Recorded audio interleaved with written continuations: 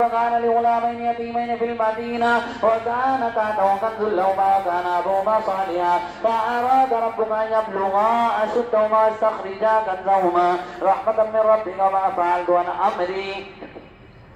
ذلك تأويل ما لم تستطع عليه صبرا ويسألونك عن ذي القرنين قل سأتلو عليكم منه ذكرا إنا مكنا له في الأرض وآتيناه من كل شيء سببا فأتبع سببا حتى إذا بلغ مغرب الشمس وجدها تغرب في عين حمية وجد عندها قوما قلنا يا ذا القرنين إما أن تعذب وإما أن تتخذ فيهم حسنا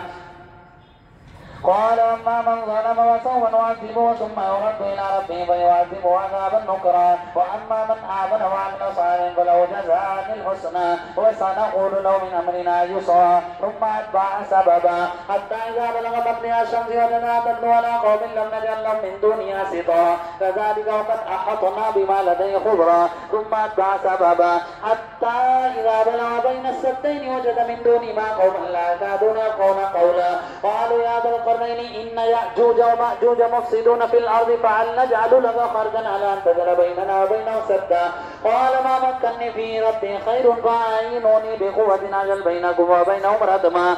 آتوني زبر الحديد حتى إذا ساوى بين الصلبين قال انفخوا حتى إذا جعله نارا قال آتوني أفرغ عليه قطرا فما استطاعوا أن يظهروا وما استطاعوا له نقبا قال هذا رحمة من ربي فإذا جاء وعد ربي جعله دكا وكان وعد ربي حقا وتركنا بعضهم يومئذ يموج في بعض ونفخ في الصور فجمعناهم جمعا وعرضنا جهنم للكافرين عرضا الذين كانت أعينهم في غطاء عن ذكري وكانوا لا يستطيعون سمعا أفحسب الذين كفروا أن يتخذوا عبادي من دوني أولياء إنا أعتدنا جهنم للكافرين نزلا قل هل ننبئكم بالأخسرين أعمالا الذين ضل سعيهم في الحياة الدنيا وهم يحسبون أنهم يحسنون صنعا أولئك الذين كفروا بآيات ربهم ولقائه فحبطت أعمالهم فلا نقيم لهم يوم القيامة وزنا ذلك جزاؤهم جهنم بما كفروا واتخذوا آياتي ورسلي هزوا